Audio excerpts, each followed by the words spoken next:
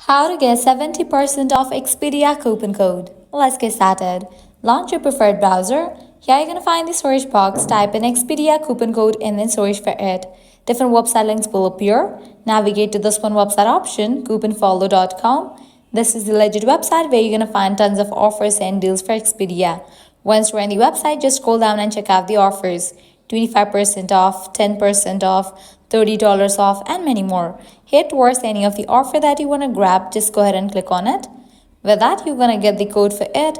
Make sure to check the expiration date of the code, whether it is valid or not. If it is valid, copy it, then click on Redeem at Expedia. You will be directed to the official website of it.